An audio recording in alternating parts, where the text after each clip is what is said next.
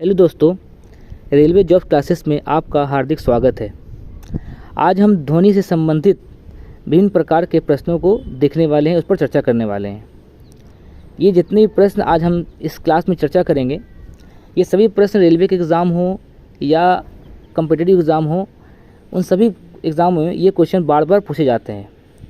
तो आइए हम इस ध्वनि के विभिन्न प्रकार के प्रश्नों पर चर्चा करते हैं। दोस्तों, ये ध्वनि संबंधित पहला वीडियो है और हम चाहेंगे कि आप इस वीडियो को अच्छे से देखें, लोगों को शेयर करें और चैनल को सब्सक्राइब करें, लाइक करें।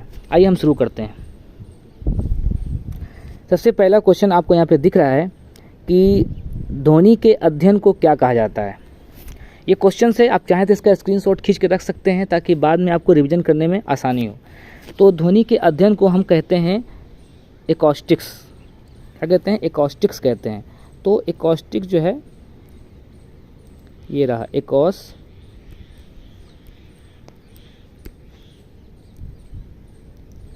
तो ध्वनि के अध्ययन को हम क्या कहते हैं? तो ध्वनि के अध्ययन को हम एकॉस्टिक्स कहते हैं। इसी तरह अगर हम थोड़ी सी और चर्चा करेंगे तो प्रकाश के अध्ययन को हम लोग ऑप्टिक्स कहते हैं, है ना। तो प्रकाश के अध्ययन क्या कहते हैं? हम लोग ऑप्टिक्स कहते हैं। तो वो दोनों थोड़ा मिलता जुलता शब्द है, तो थोड़ा आपको याद करने में, समझने में आसानी होगी। ध्वनि के अध्ययन को एकॉस्टिक्स कहते हैं, प्रकाश के अध्ययन को ऑप्टिक्स कहते हैं। चलिए नए सवाल को देखते हैं।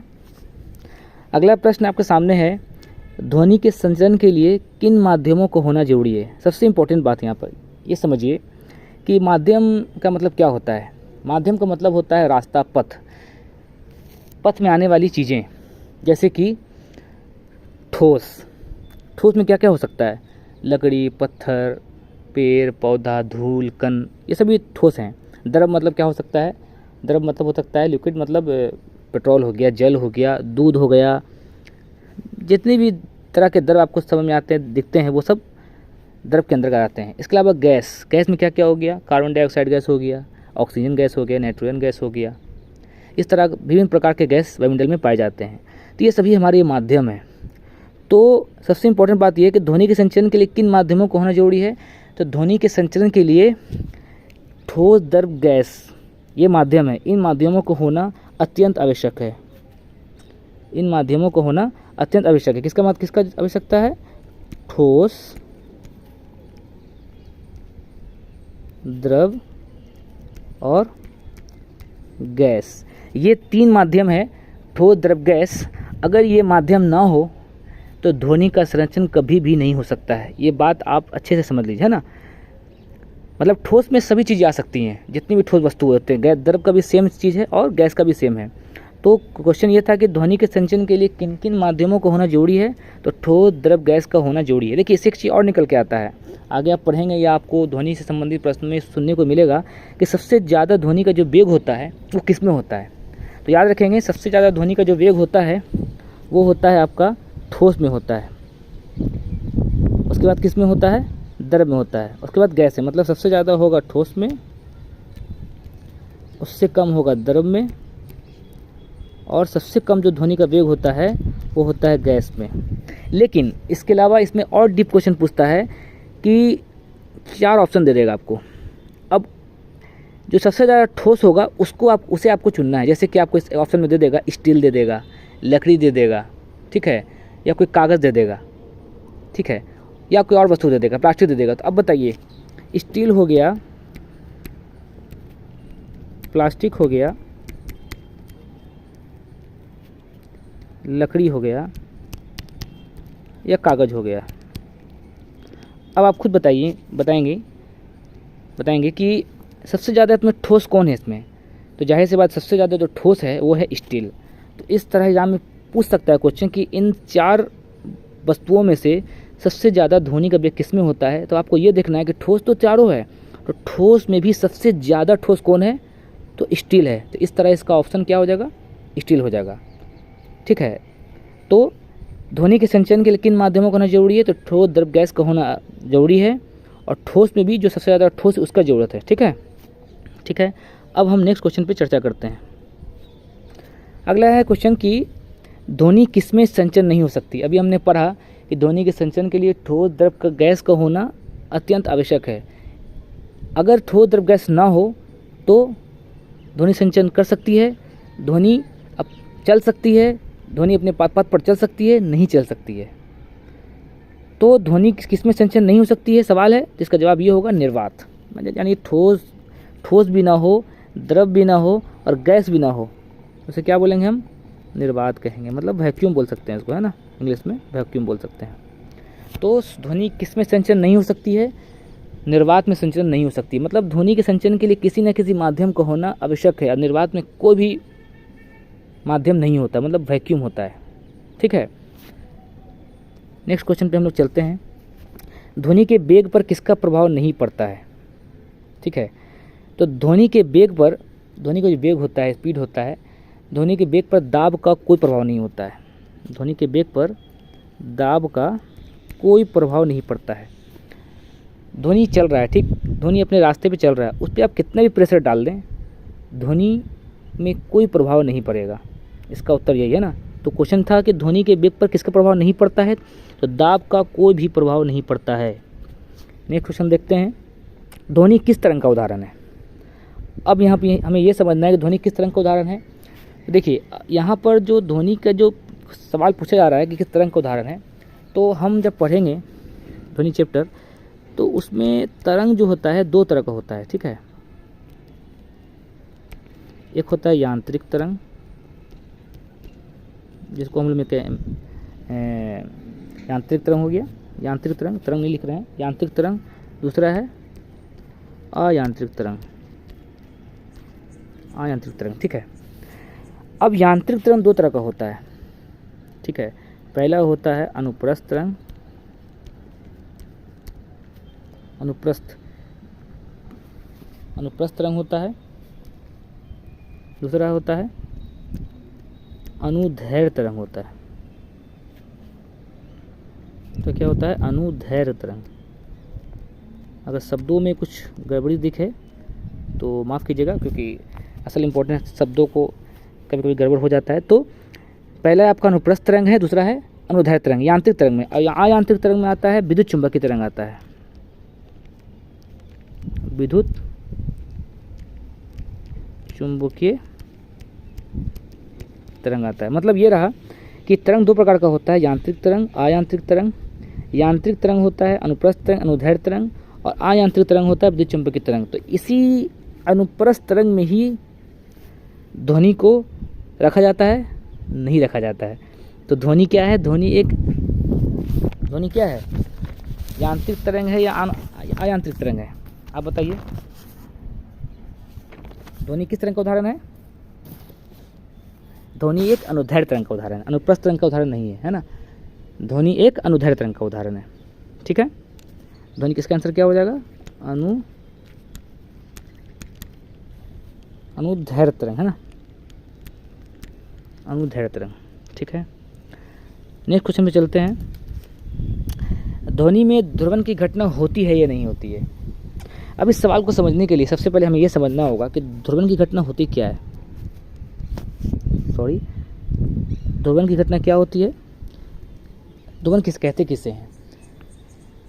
ध्रुवण को अगर हम परिभाषित कर सकते हैं तो ऐसे कर सकते हैं कि जब श्वेत प्रकाश को, किसे? श्वेत प्रकाश को निकोल प्रिज्म से, निकोल प्रिज्म एक प्रकार का प्रिज्म होता है जिसे हम लोग निकोल प्रिज्म बोलते हैं। जब श्वेत प्रकाश को निकोल प्रिज्म से होकर गुजारा जाता है, जो प्रकाश जो होता है वो विभिन्न दिशाओं में कंपन नहीं करके एक निश्चित दिशा में कंपन करती है। इंपॉर्टेंट बात क्या है? निश्चित दिशा। मतलब जब श्वेत प्रकाश को किसी निकोल प्रिज्म से होकर गुजारा जाता है तो वह विभिन्न दिशाओं में कंपन ना करके एक निश्चित दिशा में ही कंपन करती है। उसे ही हम प्रकाश का ध्रुवण, तो प्रकाश को ध्रुवित प्रकाश कहते हैं। तो ध्रुवण की घटना आप खुद समझ गए होंगे कि श्वेत प्रकाश यानी प्रकाश का होना उसमें आवश्यक है। मतलब ध्वनि की घटना, ध्रुवण की घटना जो होती है वह ध्वनि के लिए नहीं होती है, वो केवल प्रकाश के लिए होती है। प्रकाश होगा तभी ध्रुवण होगा। जैसे कि होलोग्राम या 3D फिल्म, होलोग्राम में भी पोलराइड या निकोल फ्रिज की आवश्यकता होती है। मतलब होलोग्राम में भी पोलराइड भी एक तरह का उसी तरह से बनाया जाता है जो निकोल फ्रिज की तरह काम करे। तो होलोग्राम में भी पोलराइड के लगाया जाता है। और इस तरह से जो हमारा जो वाहन होता है या जो चश्मा होता है 3D चश्मा, उन सभी में है ना पोलराइड लगाया जाता है ताकि वो क्या करे, प्रकाश एक निश्चित दिशा में कंपन करे। तो ध्रुवण के लिए प्रकाश की आवश्यकता होती है, ना कि ध्वनि की। तो इसमें आंसर क्या था इसका, ध्वनि में ध्रुवण की घटना होती है या नहीं होती है? तो ध्वनि में ध्रुवण की घटना नहीं होती है। कहाँ होती है? ओनली प्रकाश में होती है ना। ठीक है, नेक्स्ट क्वेश्चन पे हम आते हैं। जब ध्वनि एक माध्यम से दूसरे माध्यम में जाता है तो क्या बदल जाता है तथा क्या नहीं बदलता है? जब ध्वनि एक माध्यम से दूसरे माध्यम में जाता है तो ध्वनि का जो होता है वेग और तरंग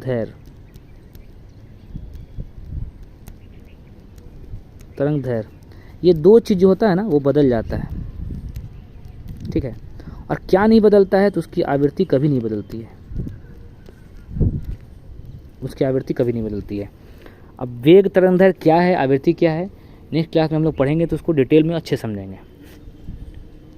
आइए नेक्स्ट क्वेश्चन पे देखते हैं हम लोग। तापमान के बढ़ने या घटने से ध्वनि के वेग पर क्या प्रभाव पड़ता है?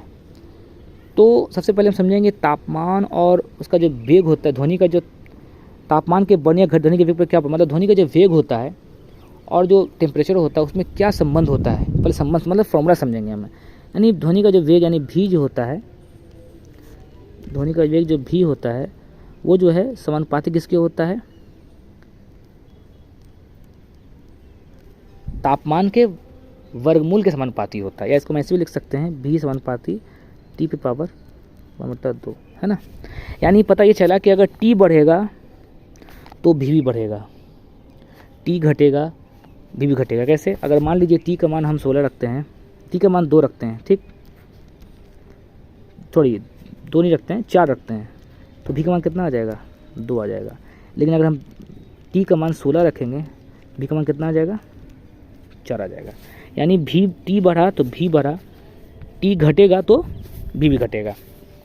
तो तापमान के बढ़ने से ध्वनि के वेग पर क्या प्रभाव पड़ता है? तो तापमान के बढ़ने से ध्वनि का वेग बढ़ेगा और तापमान के घटने से ध्वनि का वेग घटता है। ठीक है, इसमें कुछ और हम लोग जान लेते हैं कि प्रति डिग्री सेल्सियस तापमान की वृद्धि में देखिए 1 डिग्री सेल्सियस तापमान के बढ़ने से है ना ध्वनि के वेग में 0.61 मीटर पर सेकंड या 61 सेंटीमीटर प्रति सेकंड की वृद्धि हो जाती है। इसको आप नोट डाउन कर लेंगे।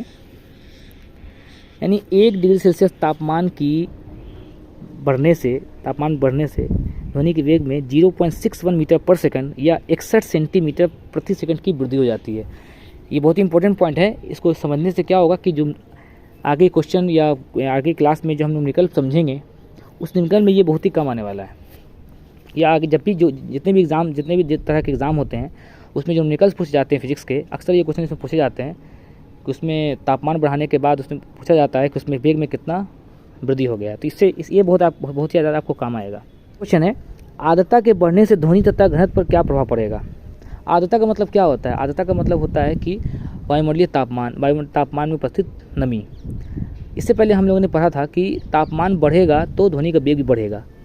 तो कहने का आशय ये हुआ कि तापमान बढ़ने से आर्द्रता बढ़ता है, तो जाहिर सी बात है कि आर्द्रता के बढ़ने से क्या बढ़ेगा? ध्वनि का वेग बढ़ेगा। तो आर्द्रता के बढ़ने से ध्वनि का जो वेग होता है, आर्द्रता के बढ़ने से ध्वनि का जो वेग होता है, वेग वो बढ़ जाता है। लेकिन घनत्व का मान क्या हो जाता है? याद रखेंगे आप लोग, घट जाता है ना। आर्द्रता के बढ़ने से ध्वनि का वेग बढ़ जाता है और घनत्व का मान क्या हो जाता है? घट जाता है। नेक्स्ट क्वेश्चन पे आते हैं। ध्वनि तथा गैस से संबंधित व्यंजक मतलब होता है सूत्र या फॉर्मूला बोल सकते हैं इसको। ध्वनि के वेग और गैस में क्या संबंध है? तो गैस, जितने भी गैस होते हैं, जितनी भी तरह के गैस जो होते हैं, उन गैसों का जो आणविक सूत्र द्रव्यमान होता है, आणविक सूत्र आपने पढ़ा होगा, जैसे हाइड्रोजन का 1 होता है, हीलियम का 2 होता है, लिथियम का 3 होता है ना, नाइट्रोजन का 14 होता है, कार्बन का 12 होता है। आपने अगर कुछ गलती बोलते हो तो आप मेरे शब्दों को मिलाएंगे। केमिस्ट्री में पढ़ना है आवर्त सारणी में, अलग अलग तत्वों के परमाणु द्रव्यमान, उसको आणविक शुद्ध द्रव्यमान भी बोलते हैं। तो ध्वनि में जितने भी गैस होते हैं उसका जो आणविक शुद्ध द्रव्यमान होता है वह ध्वनि के वेग जो होता है आणविक शुद्ध द्रव्यमान के वर्गमूल का व्युत्क्रमानुपाती होता है। मतलब ध्वनि का जो वेग होता है वो किसी भी गैस के आणविक शुद्ध द्रव्यमान के, ठीक है, किसी भी गैस के आणविक शुद्ध द्रव्यमान के वर्गमूल का व्युत्क्रमानुपाती होता है। मतलब ये बोल सकते हैं m, है ना। m का मतलब क्या होता है, मास हो गया। ये आपका फॉर्मूला है, इस फॉर्मूले से भी हम लोग बहुत सारे प्रश्नों को सॉल्व करेंगे। फिलहाल के लिए, आज के लिए ये इतना ही। आशा करते हैं कि आप सभी को इस वीडियो संबंधित, ये चैप्टर से संबंधित बहुत सी बातें समझ में आई होंगी। अगर जो बातें समझ में नहीं आई हैं, कृपया आप कमेंट में इसको बताएं कि क्या कमी रह गई है और क्या बेहतर कर सकते हैं। इसके अलावा हम लोग मिलेंगे नए वीडियो में, जो इससे आगे के प्रश्नों को देखेंगे, समझेंगे। फिलहाल के लिए आप मेरे चैनल को सब्सक्राइब कर दीजिए, लाइक कर दीजिए और शेयर करना ना भूलें, और बेल आइकन जरूर दबाएं ताकि मेरी आने वाली वीडियो आपको बार बार पता चलती रहे। धन्यवाद।